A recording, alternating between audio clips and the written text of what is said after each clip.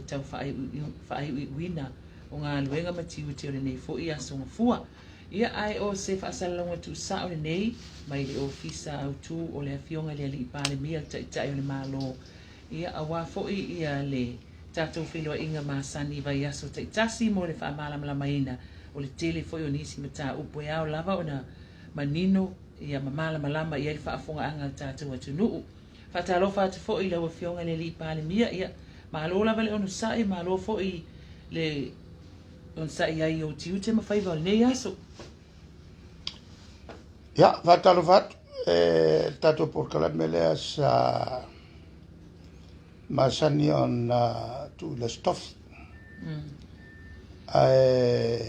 Taruai ia le taimile nei ma tau mawhainga o whail tātou malo i mata uponga onga ia meisel COVID. La whapea lava na o sosone tu fo i le ngā luenga lo whatino e le tātou whafonga o sa moa tu i pi. Tau mori atuai ia le tūlanga o lo whanga solo ai tātou porkalame. An mesia le porkalame pito i yongonga lea o lo ia i teimile nei. Whatitau i le COVID.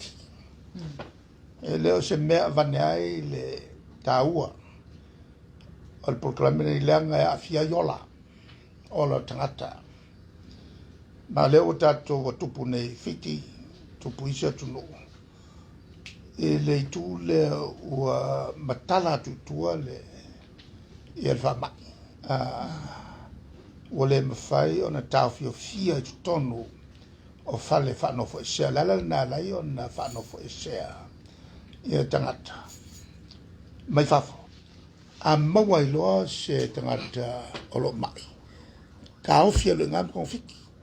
Ai a matala tu lo itua. Wasa solo loa le tapsa. Il to telo tatu tangata. Lala na e matua marosi tele le leo le. O le katatu committee. Le New York. Ia por committee for o COVID. O COVID. Whamamafa ia tatou tulafono. O le whanofo sea malatua. O sa moa le tunu na amata me lea. O le whanofo sea. E lau muli mai eisi atunu. Sa whasi ungutua i tatou. Tua whasi ungutua tatou isi malo. Po le alme o whapen whai. Ia e te ua alu le me whai mai. Pa wane o le wala taun whai. Wo ta wane mea. A le wa umaku paloka. Umaku le vesi. Alan mele tupu. O le arua por que la mel malo. O le ai mumu mori. O le ai fio ta volafi. O le ai ola le vai. A wo umar kala foi mo fua. Ai le mfai on ta fia nga lwa vale chapipi. E alo mol pui nga o tatou tangata. O le voi la e wia in fa pe malo fa muri por malo va vaya por malo vo le pese malo le po ale alwa le fai ona tafia ona taun fa tau le ona tatou trata ale tula le ile lo alwa le por kalame a fo to e fa mafala langa o lo fai asi tua i ngā solo matangata tui. E le fai o te loe la fai tala inga. E pēn whamuni ai le awa a le si foi to ina o le ku lea whaupwhai. Ma fai mai awalawa ngai o kui. E mtua vai tele na tua e ngā manatu. Awa a fai ai mau mai se mai wha mai lea o kanga mua i e ono mariliu. Ia o so solo lo le faafi le ia fa ma. O tu ngala na le o tu ngofia le le whamanatu pea. E langa le ua, e paua leo le whaaltanga. Whaaltanga leo tātou, o le vai, o le tui. O le tui. Ma e pau foi leo le ua le vavea o ka koe o i whafo. Ma ka kala i tātou malai waalele. Ma te tala malanga. A ka kofia vavea o i whafo. O talai malanga. E ka kaua o ngā tui uma tangata uma. A la foi o uma whata o to atu. Ia le tūlanga tangata e le tautoi. A lai manino. O le mefo i, o le wha mau le wha i o whenumela. Ma le wha mau ngalana. E loa i le tō te lo tangata o tui. Ma tangata e le tui. E le la o savalia le lua vai aso. O whanga solo. I mau mai ia vai maunga tasi ma le lua. I le vai aso lea na te ane. Ia leo whanga solo vai maunga tolu ma le whae vai aso nei. Ma le hawhai o la tau ua tui.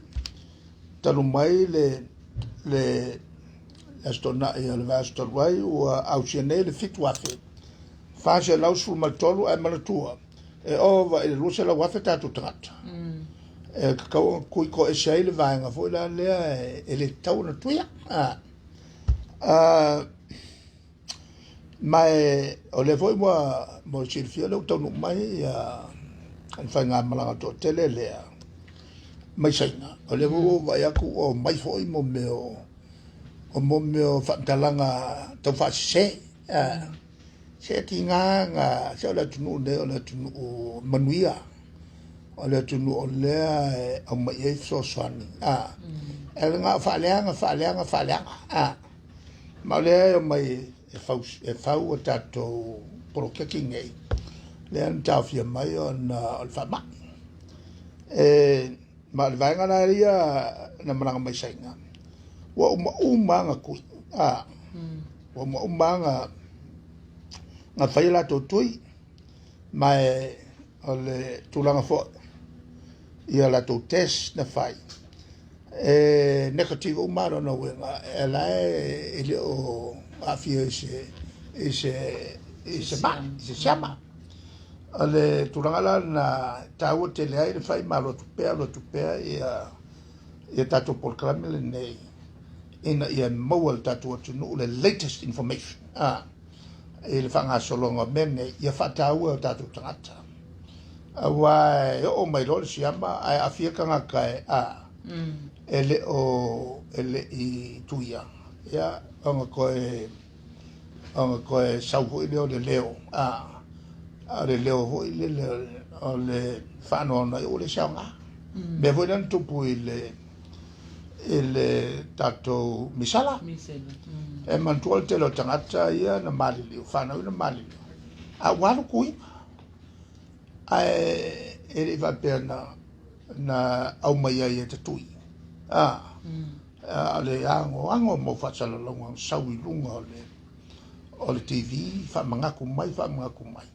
Ala e pei e longo noa tangata. O le foi la wa yaku pe foringa mai. O le foi wa yai foi le nganga foi le pe fa le anno tele yai. Ya mai ku poi fa nave. La foi na ta wai le to vala mai. Ya ma e yai pe le nganga fia te mai fai le proclame le nei. Whamanatu e o tātou tangata aua le whatamala e me awala mai ai le whanoa noa ma le malai e tonu o tātou aika. O le tūlana tāu o whatau ina i tō mai. E whamanatu pēr, mai le o te le angotai whamanatu pēr. E whao Sofia ai le tong whai o tangata ane e whai la tutui. Alo, whaktai sau noa wa manino fo ila lea tūlanga. Ao tātou iai pēla wa fionga i le COVID-19. E mawhai ana e sau noa e toi wha manino ia ai inga fo ile i lalo le tūla fono le SOE. Ona o lea pei o le toa tele ele o manino le tūlanga lea o le whaano fo e sea. Wa le wha mai lato se furu wha ma le luasu tasi aso. ai po po ia la se fitu aso la fionga fai na fa mani nom chau manto o le fulfa le sa ye momo a o tata na le tuia a le o mai on fai le o lato test po le vea a po in falling e mama era na mawai le to lua le na ye pero to lua o mai fe kale ya su o la le vea ya la kia la si ama o mate le la sa lua tot la ko ia mai le kuia au la toula e mai ua tui le la e afo ia le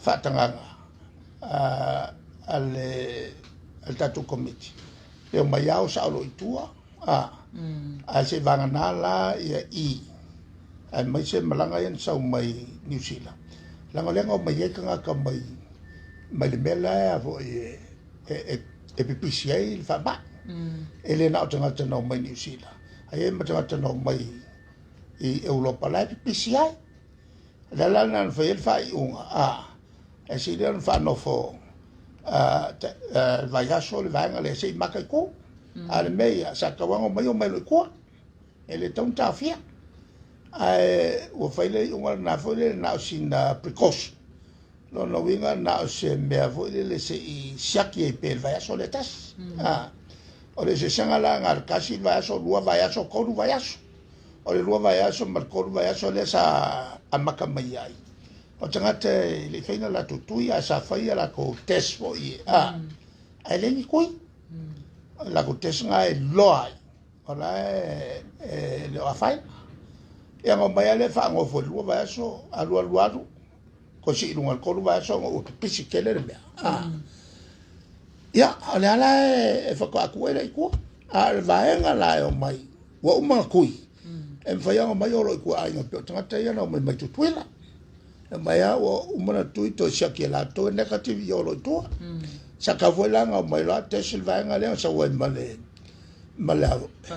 fam sin si do lo to ya faile unha faina ta ale committee le ai langa le sa mai mai strat o mai o America se a tope sina vai aso to o to ko siaki ila na o to en maneno ale awa lo kai mi ngi o le kele yo ka ngofo ma fa ka le fa ai manga ku fa sau fa fo e fa le ngai malo e ki ngang ma ai le fia ma le tai mi ana nei i mo me fenga paroka e mo kwa ko kele bele pe fo observa al manino fa mtala le si pe pa le milo upu ai wala nga pisa ele mta upu ale afo ele fam sino sili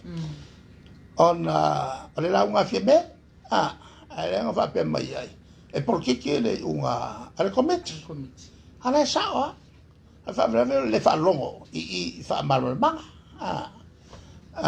ele vai nga kasi ele vai nga rua ele vai nga ko al vai nga la kasi le e me fa nga kasi me fa nga mai o foi ko ai nga lan ko ka fi bele nga singa precaution nga singa fainga foi le si ko makai kulanga le e kan ka nga mai fa ko ngi sera e se fainga mai avela fa malo il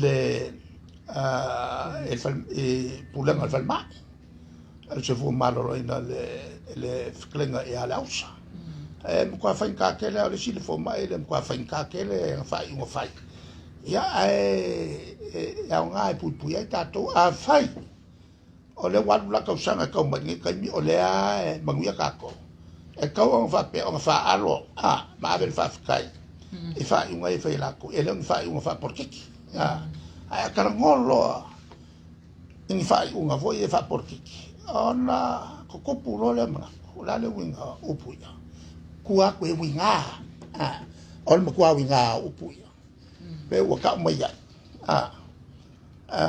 e ai le kulanga e le fie ya e fie me e na ua e no te tala ai fia i le si vai ngale ale tulanga la na le na o fa sa o e pui e matou le tuto tasio fa msen ai sa ula observa o mo quasi se ma o ngo fa mi miro pe o au le e la ngal mata o pu e a fia o ke le la ngangu la ngale le la ke le fa le kong o le sa no nga ale te ta io o le la vai ale tulanga na me vai va per che mi fa penni o che fai cau ma mau e se quale winga o po fa e va penale mo o le ta e le si foi ta e sa ulo fa mkalanga o leva o kilo ku o po ma le winga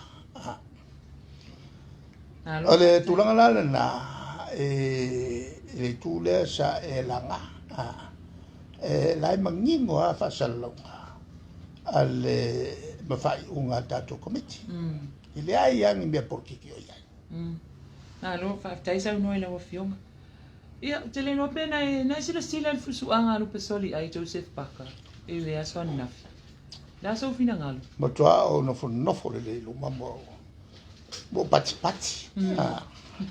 la ngal ka me ya fa on mata ya fa ngarua malonga pe makan matai hoi honorary ole tulanga la el fusuanga ya te wai o se a sofia le masalo ang me fale con nga o matua ngalo ma wakili ai nga manongi ko nga yang ke ai ko ile e fai mau o se pe ala e ko saming melle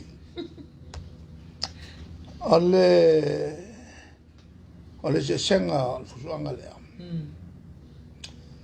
le usuila na faiao e na wa uma le fusuanga le taluai ale fusuanga le nga avea loa ya soli ai ma champagne ile panga ma fa la malanga tu lo ile sia malanga te wa tu mona matua ma tu tel no na langa ilo la el tapula langa mai ona matua wel famo la sui le faiao on esel maulunga le wo ya e mo mia se faia o nga foi le o masani yanga kamaya welunga le vave le vai mal fa fo serio o ko nga me ko ki e fa nga along o mo foi malea nga o le faia nga le na yai yang kalongo mela ya pak ole la kakia ku per me funga wo yai langa faiunga ai ol kamama kinga kwa ma losia la fautuanga yai sui lau lo faiao a wo okay e lo foi mai a faronga kwa ola ku mau le faiao a fusuanga la lerna fai ele leva na sui faiao le peltania la kasila nga mafuanga la yo o fi maka po e se swinga pa wala le swinga o malo al skali la fusua ele le se swinga le tulanga ya mo meo o menne fusuanga pe foi o mekokia ia maskailia sa fusua kamal maris maya ila mtanga lalanga sa kokele ka maris sa lili on falong lango a vole so ai ka diuma vavel so on al tonunga a vavel so ka fie nga malo se ku a kilo la ia fusuanga le anga e pe ia e avo i mama so a lo kaumau o si Afrika le il percanglia o me moia e feci mamafa e so a lo e che ngi vai ma fale con wai mau fai ai e foi la male la via che che le ia pacca il tu i voi le ma qua foi le si fusuanga a pacca le nga fai fusua male America umia le nga hoka hoka pacca le lui fa a lui fa il lalo ma wash e uma o la vo fa ka fa ma omi le o melanga e fa si kamafus o le ka ku o wa ka ku ya o palasi lo lalo bauli mai e pui ai le ya o ya lo o vai e pa ka ku lo malo ala kilo kwa la angafi ma kwa mafakia pa ka ele avo o ya tatu ya ma go la tu ele un ka ba ku ale tulanga la ele e mantua na fai ka up ale fai ka up benga ngor ku I fao pe a wako fo le fakea nga sake a mai runga kawai ele pe kau le ku karinga ya la nga ri foi lo paka fai kau e ele se fusu anga ala vea fo ele skama e o mal se fu o la ka ki a le longa vinga ku ya paka wa makua ki ngai ka a fakamala le mele le ka milo ka singa me ki faia pe alo ke fuso e ke solo vo le e ke solo ka ya ko mo fe faia e se la ya nga man ko vo ile ka mi afanga solo fuso anga o mo kwa ki nga ka ringa le selo le Afrika mo kwa sela le Afrika o mena nga len ko ka alo ia paka wala kala ka kul fai ngor kele ngai be e ku sa pe ke pa u le amakanga ai o ma lo fai nga fa ka o kele fai mai sa ia kamel sanga lua ia nga ko le sukasi masulu e ko ki kia o ki anga fa pe el ko lava singa malosio paka ele panga fai ua ai ko mao sanga ku masalo u mai ngal fu so kwa sela le mo kinga inga vo I so ai vo ngala vea ya ka lo malo ngala point si nga malo ai e baka ela le me ngo fa ngafi mo kilo ua il fai unga pe anga ko mau singa malos o paka ai ko kaluolo e umai ngal fu so a wo vai kwale ya se kwale ya ma se malos ko ya paka ai ya o ke man ko ya le fu so le ka ko le ngo ya Floyd Patterson o Floyd Patterson ia fa luanga se pingi la ele me nga kopu ya e fa pele winga la vea lol tangata ona te ya le wa tu Floyd sa Floyd sa champinga la langi fa lua pe ale lima iwa nga champinga e la le fsili na ave ya Floyd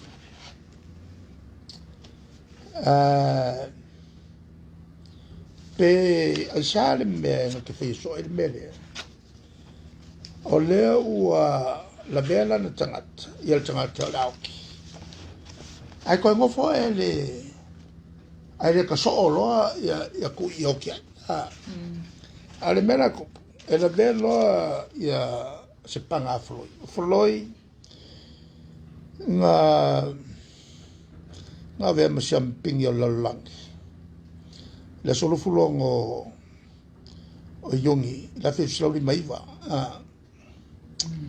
onko champing i foi le lalang alu le fusi ya Johansson onko mo foi le fusi lalang e la solo fuli mo se te malongo lua fa lua nga champing o le Amerika o le solo fulo yulai a fe slowly tolu fai inga loya Sunny Liston o mai le sulu i vale no fai inga lo Sunny Liston ya Muhammad Ali ka so solo mai lo la e tu le melo Cassius Clay ai le mta upula le Cassius Clay Joe Fraser George Foreman ka so solo mai ya Leon Spinks Mike Tyson so lo ya Holyfield mau mai Lennox Lewis o champingi la o pangale o pangai baurunga kele le vai e tanga ta alo lalang le velanga fusoi mal ka ko kamo David Toa la miola la Floyd e ka pe mal melang fai fai paka o le wa ku mai wa koia ngo ki ele fai unga ala wa ku paka o le ai anga se ko e wa ku la si o malo si kope ai e o mai nga le e pe uma la fa pengal na Floyd Patterson masan de fai ala nga panga ala le wa ko yoki ai ku ele so ku lo mangisi pomo e fa mai le talonga a fero na interview no uma le fusuanga sili lo le tata la me cambio i fa pe che lo fa mai Floyd Patterson ele ai ala no nofo langa e fo e fa tu sel mo le lionga e te loa tu la se si o se lionga o se kuli mango se pa va ya kule lionga wale mfaingo so fafo na le pawa le wala mfai ai o le saulo fa fitau yo o le malosi a ko lionga o le atu ul te mira la punga ba ye lo pingi ro ma al melana nga mai la el manatu o Floyd Patterson e si dia ma ku e pe fai ka we pe upu aku ku pe e ke wo manga ko ki so aku fa umalo ai mange wo na vea el melala o manco va vea le mai va le na interview ai kan ko wala ke o ke form tu ele malis le tulanga la ele foi tangata e fa pengala ka fusu le ngo va ya ku angafi o pe wa ku vo ile ia Floyd o ia kamapaka a wole ave velo langa vangole fa bukai role ya we lo paka wala vala la umalo pois o malo yang so al melana le sa tele ai kamale le maris so mal ko anga tu ile por kui e malo rose yo ku vai malo si lo ku il por kui malelo so e kasi alo ku i mai abal fuswa o malo ile yo maso ma mafa malo ku o kele o pu ya ke o boa ai no ke lo mamla ma yenda ai o lo fisi o e o fa ia ngafi ma uru o se o ke ia o so mari o manga be ile man nei ole o talo e ma le vo o ko we samo ale la ave le fa manuel so ave ia paka ono le ia ile tato ministry of diaspora tangata ia fafo ave ia fa manuel u matatu malo ele mawa e fo le me wona i fo ia e kawe ya sabo kawe fo mangisela tawe fo tato e tawe no mato no fa alo fa tai sa no le fio fa tai fo ile ta alo fa tai sala te mai te ufa ai vai ga mo le fio se o le na manino la vai ala sa no anga ile por kalame tato por kalame le vai aso tuana ia e whātau al matau, pura na e saunoa e, na manino alau saunoa ngā whaapia, e te tali tonu le tutu a tasi al whaamisino, ngā malana mi o tonu.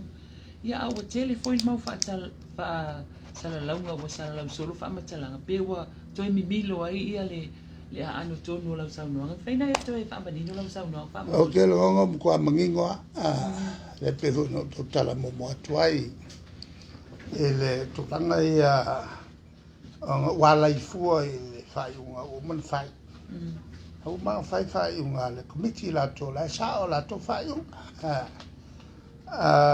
ai me se o le foi fai ka kuila o le tele tanga tutuila to no mai loa o le fale a wa o le na fai tu ya tutuila ai sa ola o man na tu e ke le ko ngofo ko kasivo no fa no fa sa ai paua le mena le fa no fa sa va nga le mo le vaias ono le malanga mai vale o le o me miska ka mai o lo por mele la le velai le fa ba mo le poi nga tato pela tu langa na le afuagal na la fele unga ale ko viti committee ele langa ia me o ke ia o makirikila le el talno ia me ia na o ke ele porque que ale la va al fast eu talia tu na ele malo aftai sa no la fio o manino foi la le mta upu ia o le o fa fonga tata o tinu o tau ngana ia le langa le e fo e tau no fasa o taluai le fasa longa fo le so nafi a te o fusia la tunu il fast e tau no fasa auto sila mai fa momonga o la tona palot o la fa inga la tona na le stala ton palot e se laulo fulu valuafe valu se laulo fulu ton e le palo ka umatangata ngal valu sulu iwa afe le na palot al valu sulu iwa afe la na e fa sulu iwa afe tol se lau tol sulfitu na palota mo le HRPP tol sulu lua afe on se lau valu sulu valu na palota mo le fast a maka maila il fast sulu vafe mo le HRPP a ngal kon sulu lua afe le fast e makua mawa e tagatan palota mo le HRPP e lu se lau ma le fitu mo Samoa First a tautua Samoa lua afe iwa se lau o le vaenga vo le tuto tasi le iei fia me wa ngalo ka o fie me ku ko kas e a mare le o twala e tu do tasi ele o ia i tonu el fast ya e a vol informo no vinga le si va ngale o se lo malvima le la mo wai le val sulu va fe fitsula i sulu la tona palota o yo a o la fai o tangata na le stala ton palot e se lau lufu valuafi o to tele la Because over culture fe ka ia ele balot. Ole fenga la statistics. E fenga ofie on vaku fo ile se faata. Faata ia ma pasane. Le la ye la tale. Ke kilo maila. Ole chapi pie fa suli vafe, le masuli pasenge. E le lenga lang wanga. Le la kele. Le lenga la le nan mumu. La no pe ena mumu ole fast. E to sulu afe le na palote otangat. Anga kol sulongo pasenge. Kol sulongo pasenge I ai le masuli pasenge. Kela piko kelela le chapipi. Ole fase silanga la fie mele an sawa nafi. Fa pe o fursia le ko ol kwa le fitawi. La nga la mau fa ngumela. Lan mwana atole lanu le. La poa. Na lo le lanu le. E voi la to tu lua fe misalau. Ko lu ke simale lua 1%. Ele o se fa ngumela kiki. Le tolu te simale lua 1%. Ale independent ale. Ela e fate simale 5 E matua fo ela. Ale independent ale tolua. Le watu. Pule ako le fast. Lono wenga tau maina. Ele a initial fast e agava. E pule ale e fast. O kulole au tuto tasi ama tulo ilunga e pulele tailes a suite tailes o le melanga mari e kusa ko lua ia le vaenga le tuto tas le o pulele fast o no ele initial fast ya va o le al fa ngai na fa ngo fierna o le al manatu fa pe avo o le o ai tonu ele me fainga ko che longa e usu fongo al palme e fa ko o le sa o le na o le ke le yo ko fa se ya ma so nga ru fu o pu le fa wi il kom sino o fainga palo tala sa o nga ru o me fainga fa le la palo o lo vinga anga fa pe o la to e lima suli pasene ele ya se pesa anga fa pe fo o la to e te mata ile ai le sau le chapipi ele ya se pesa aisha ala mamram fie me sa mato fa el tu la fo fie me mamram ya ra mamram o ya sorry la uli mamram ya olo mamram ya Pamuina. Ya, le lo fe sutasi, lo fe sulon. Mamma ya pali. Mamma ya Harry. Ya se vela ko kelo la cola mamma. Che offo. O che qua offo. Ile fa fisili. O fai ile suite mata ile le sa wai ya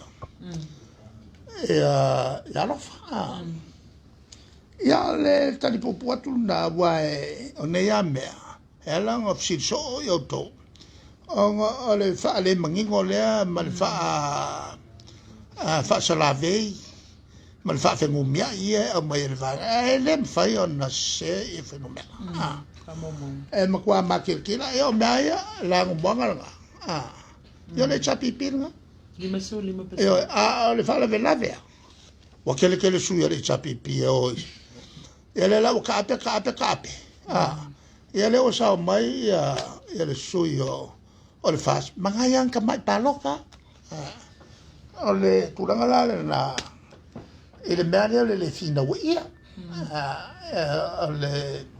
o la ton tambo ya le lau kambo le fingo ya lau ko se kuya Ai whamlame, o le whalongo. Ale tulanga la le na, oa ngi ko i ngā whamtalanga. Ele mawhai o na whamaunia ni whamtalanga ele moni. Malosi al me moni. La hula nga le malosi koe lu lea. Halo whamtai sa ai le fai no fai le upule fa masino mai o Samoa ele kau fa masino mai fu Samoa e mal mala Samoa ke le fa ke le kau ku fo yo ni mai pura nga le langi mai fa tonga ele tu so ni mai lo vai ke le kau fai nga an yo ngai lu motanga o kau nga si se ko makaka ale me ngal ku ia lo fa ma fa peane mai fa atonga le fa magalo mai lo fa le ko Halo whamtai tere la fionga ia whamtai fo i mol mātou wa manoa fa fonga tātou atunu o se fa poponga o tātou por kalami o le tu AP ma le pāne mia i le nei fo i amatanga o le vai aso se ia ulia fo i se taimi o i luma tātou toi feilo ai ai mo le taimi nei ia fa asoi fo ia